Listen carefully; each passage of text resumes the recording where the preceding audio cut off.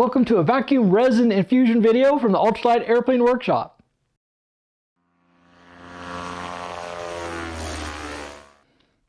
In this video, we're going to look at the mold side surface of a carbon fiber vacuum resin infusion to see what the flow looks like against that mold surface.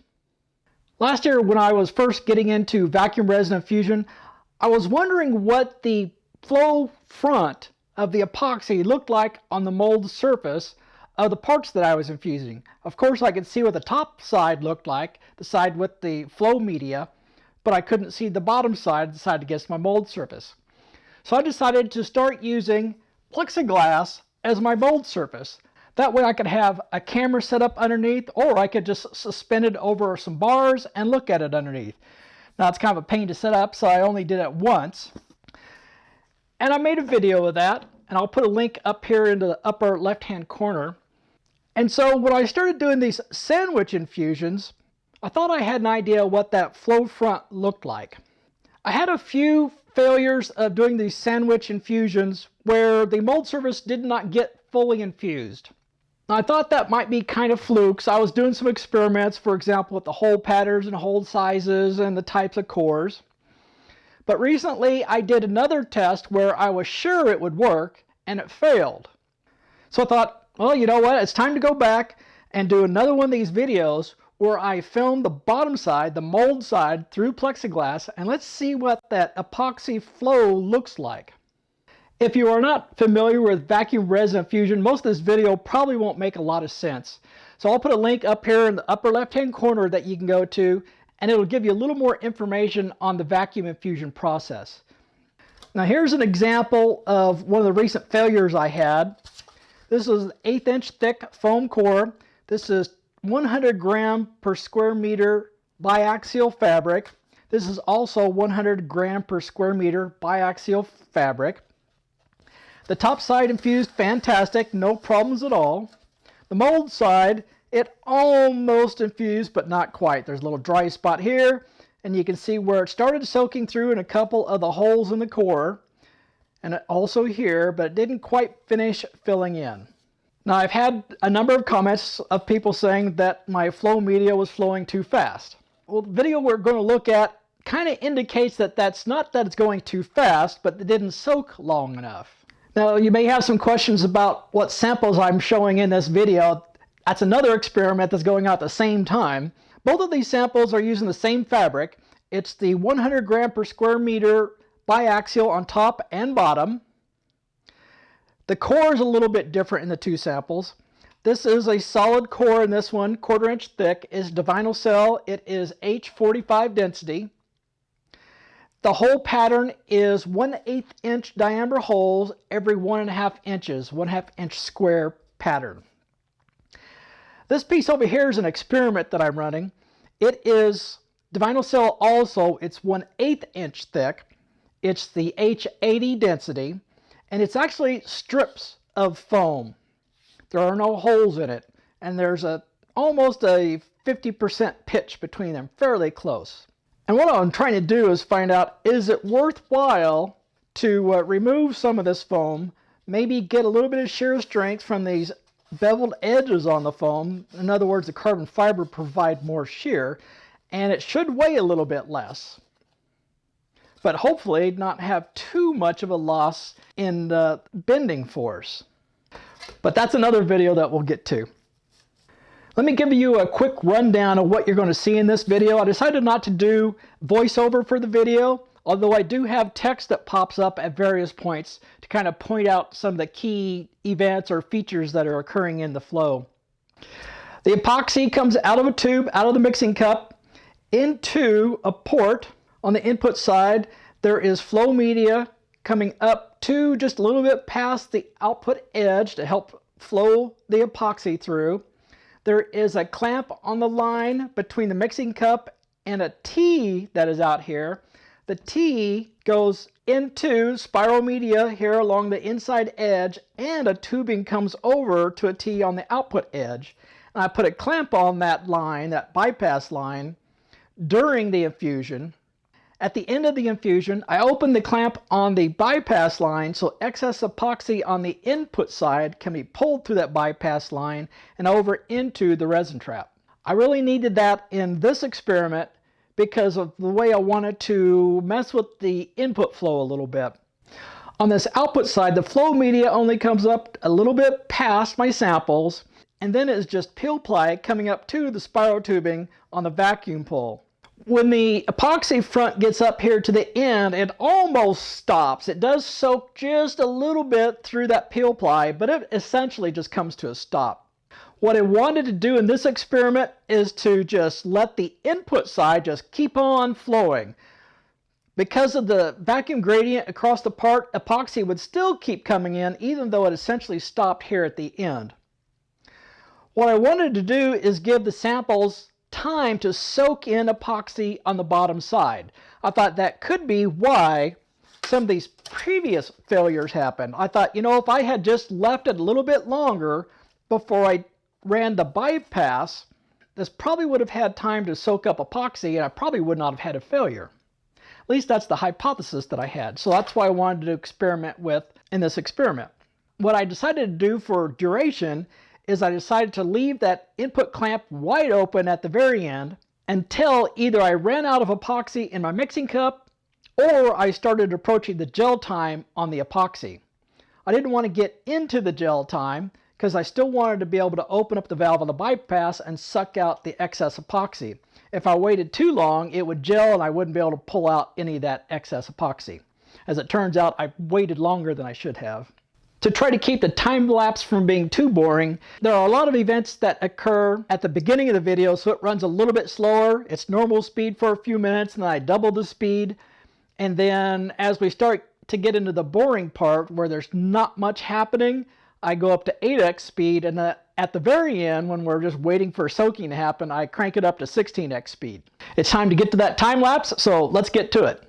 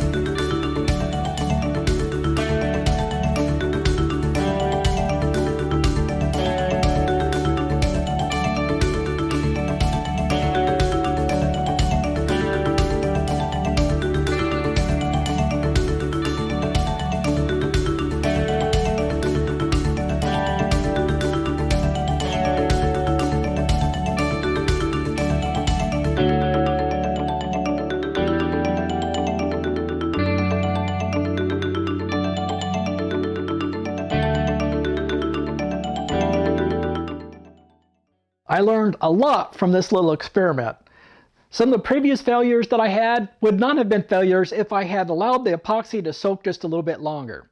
I do have a time limit, of course. The epoxy will gel after a certain amount of time. This particular epoxy I'm using is Composite Envision's own brand. The resin is R3501. The hardener is H5000. The specs say that at 77 degrees Fahrenheit, your pot life is around 35 to 45 minutes. Now, if you notice the app that I had running on my phone, using it as a timer, I ran up to close to an hour, so I went pretty far past the pot life.